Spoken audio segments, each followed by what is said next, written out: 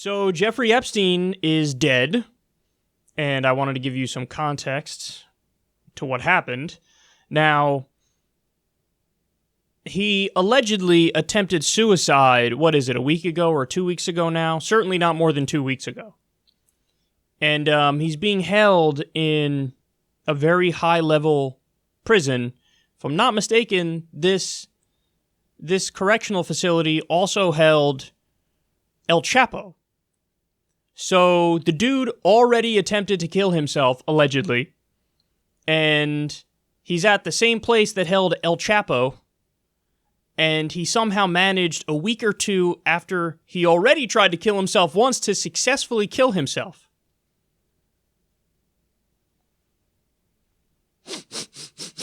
Something don't smell right, dog.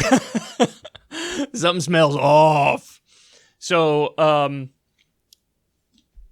Jeffrey Epstein is, quite literally the CEO of Elite Sex Crimes Incorporated. And this dude knows where all the bodies are buried.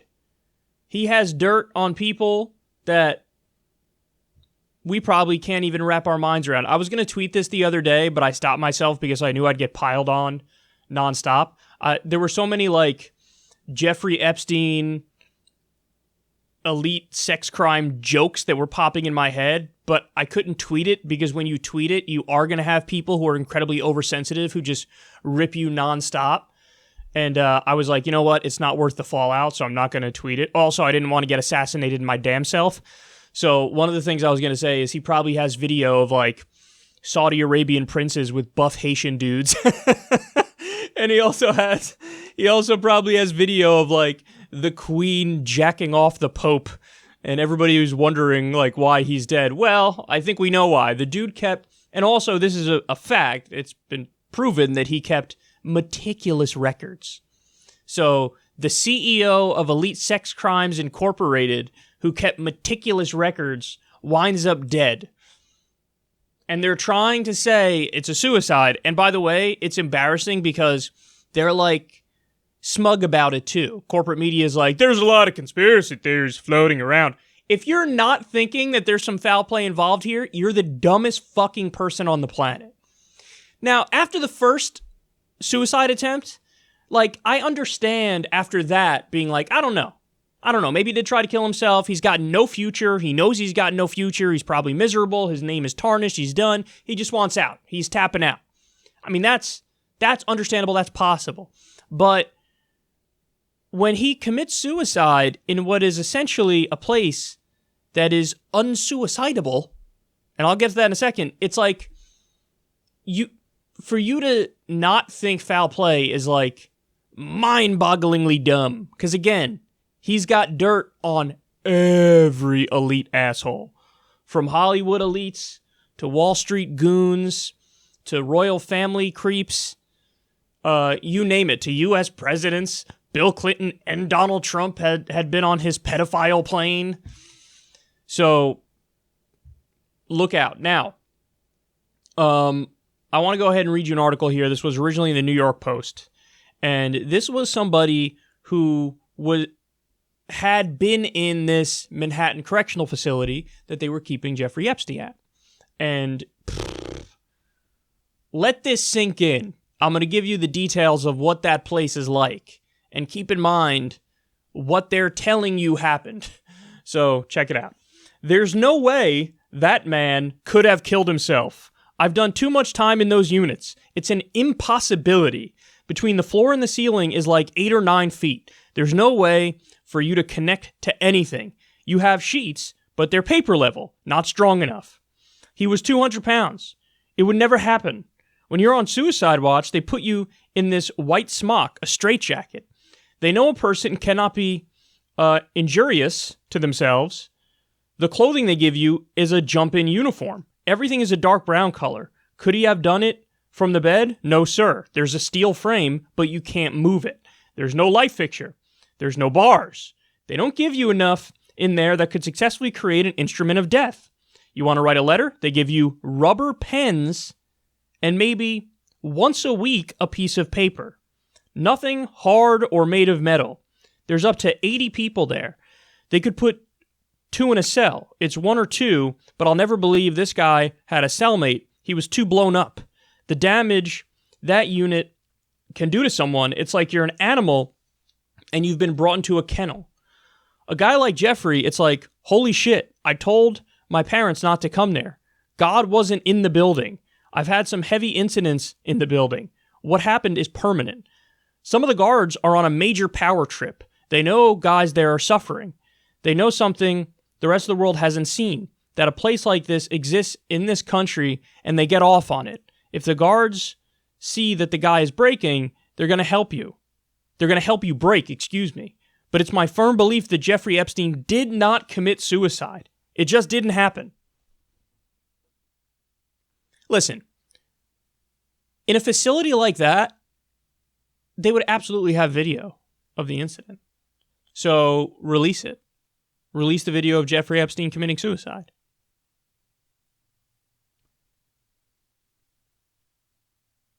To be honest with you, the default assumption should be foul play. Of course. Absolutely. Now, they called in, what's his name? Michael Baden, I think his name is. He's like a famous forensics guy, and he's going to, I guess, do an autopsy on Jeffrey Epstein. But, I hate to sound so conspiratorial here, except I don't in this instance. If this really is what it looks like, which is, honestly, guilty-ass elites who there's, records that are a mountain high about sex crimes they committed, probably with many of them with literal children, with kids who are underage, then they obviously ordered some sort of hit. They obviously paid a bunch of people off.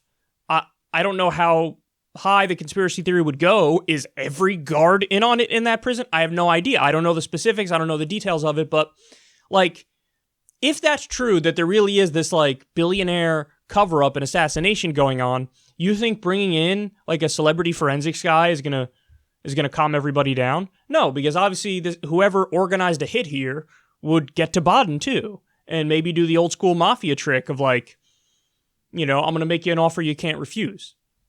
That certainly can happen, man. I mean, listen, again, I know that sounds conspiratorial, but just understand, the reason we know of those tactics existing is because the mafia used them, and it's a matter of historical record. So we know that that's a thing that exists. Threatening people and saying, hey, if you expose the truth, or in the case of the mafia, it's people on the jury, and they go, you're going to find not guilty. And if you find not guilty, here's a giant wad of cash. If you find guilty, well, I can't necessarily guarantee your family's safety. Don't tell anybody about this or there will be consequences. We know that happened, and that has happened many times throughout history. So is it so insane to think that they would, reach out to a celebrity forensics guy and basically say, you're going to do the right thing here. You're going to say it's a suicide. You're going to say he took a cyanide pill, whatever the fuck it may be. I don't know the details of it, but I'm sorry, but everybody needs to put their tinfoil hat on in this situation, because if you're not putting your tinfoil hat on, you're not, I don't think Occam's razor is he killed himself. Especially given the fact that people from that facility were like, he didn't kill himself. And especially since he tried to kill himself, allegedly, recently, that guy would 100% be on suicide watch. Apparently, even if you're not on suicide watch, every 8 minutes or so, they have a guard check on you at this place. I mean, how naive would you have to be? You'd have to be a little silly authoritarian who just falls in line and listens to whatever the overlords say to believe, oh no, totally, he killed himself. Imagine, somebody made a good point on Twitter, I forget who it was, forgive me for that, but somebody said, imagine if this exact situation unfolded in Russia. What would everybody in mainstream media say? There wouldn't even be a question. They wouldn't even say oh, officially it's a suicide. Let's not say anything crazy or any conspiracy theories in the meantime. No, they would say, oligarch with dirt on other oligarchs winds up dead in suspicious circumstances. 100% that's what would be said. But when it's us, the mainstream media is just yep, suicide, totally. That's the official story. We're running with the official story, and if you don't agree with the official story, you're crazy. I really hope all of you are intelligent enough to realize that Occam's razor here which is the most straightforward explanation, is foul play. But now here's where it gets deeper, though. What would the specifics be? That we have no idea. None whatsoever. So Trump is retweeting shit that's blaming Bill Clinton, which is kind of hilarious, by the way. But yeah, Donald Trump also, there's countless pictures of Jeffrey Epstein and Donald Trump together. You know, Epstein was a member, at least at his golf club, maybe Mar-a-Lago too. And Trump now's like, who? Who? I'm not Jeffrey Epstein. We're talking about Jeffrey Epstein. Jeffrey Epstein, bitch. I don't even know nobody named Jeffrey. So it could, I don't know the specifics, but just know, like I said, this guy had dirt on literally everybody. Every elite person who's a perv, who was doing some sex crime shit, he's got dirt on all of them. Again, Wall Street people, royal family people, ex-presidents, Hollywood elites. So what would be interesting to find out is who exactly was involved in the foul play. And how deep does the conspiracy go? I mean, do we have like CIA guys or something who he's got dirt on too? And obviously the CIA is not going to let some dirt come out like that. I know, I have my tinfoil hat on today, and I know that as you're listening to this segment, you think I might as well be listening to Alex Jones. But my main point that I'm going to keep coming back to, because I think it's indisputable, is that Occam's razor is foul play. Because you don't have a situation where a guy allegedly tries to commit suicide a week or two ago, and then he's randomly off suicide watch, and there's randomly no video of the incident, and there's not foul play. What do you want me to tell you, man? I'm very firmly in that camp. And the crazy thing is, we know we're not going to get answers. Because if indeed this is what we think it is, which is elites covering their tracks because they can't have the records go out that indict all of them, then there's no way they're going to let it come out.